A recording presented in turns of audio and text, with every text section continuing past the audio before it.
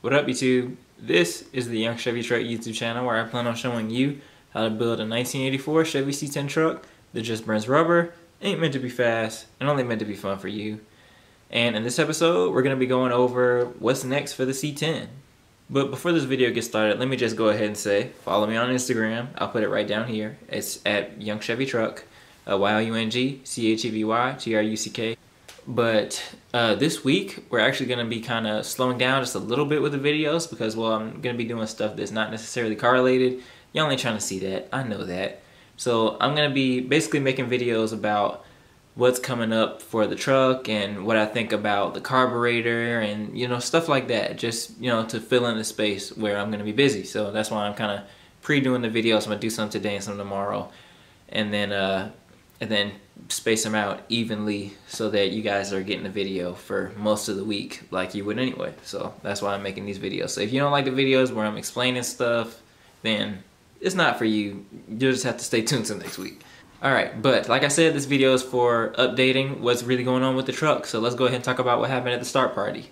Everything is fine. Everything's cool so far. So good. The only thing is that I took the thermostat out of the truck to make sure that it wasn't going to overheat on break-in. And the funny story about that is the thermostat that I bought is boo-boo. It didn't work at all. When I was changing it, there was no coolant actually sitting in the engine at all. So, and there should be there if it's been cycling. Then you take the thermostat out, it should be a little pool in there, and it wasn't. So thermostat was bad. Had to take it out during the break-in. But anyway, during the start party, I made sure everyone knew I didn't have a thermostat in it, and it would take forever for it to heat up. But with that big old radiator and no thermostat, it didn't heat up at all. It did not want to heat up. It just didn't. I mean, it would sit there and it would give me some revs, just a little bit, you know, of course. But it wouldn't stay on. It kept dying. And I think the fact that it just didn't get up to operating temp is why it didn't want to. I feel like the Edelbrock AVS2 would have given it an idle just right out the box. So from what I hear anyway, it would have given it an idle, but just wouldn't get hot enough. So. But after we put a thermostat in it, then it should give us an idle, I'm thinking. And after it heats up to about 180 degrees, it should give us somewhat of an idle. So y'all have to stay tuned for that, probably for next week's videos. As for the vacuum canister, it's still wobbling around all over the place. We need to do something about that. I need to get some sort of clamp thing to just kind of hold it down like that.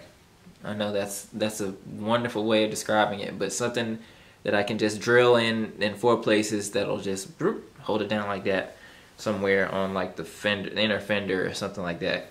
Also, we have to do the heater core. The heater core job is something I've never done before, so that's going to be interesting. I really look forward to it actually. It's nice to get stuff under the belt for the C10 because it's like my first setup. I like to know pretty much everything about it before I move on to something new and different. So there's that heater core job. Right now we have it completely bypassed, and I think that contributed to the overheating along with the bad thermostat, and that's why it overheated because it wasn't holding pressure because that little line that we had slipped off. Put it back on, tightened it up real good, and then it was good to go, and then we broke it in, and then it stayed fine. So there's that. We have to fit up a fan shroud. So,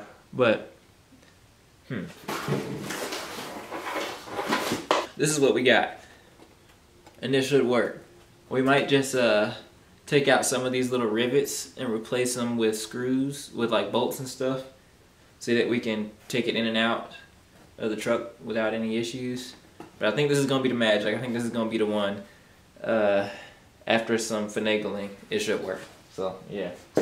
Okay, and after we tidy up the engine bay, basically when I say tidy up the engine bay, I mean just simply make sure the plug wires are out the way, make sure everything is buttoned down where it should be for the long term. Then we can go ahead and get it tuned and put some miles on it.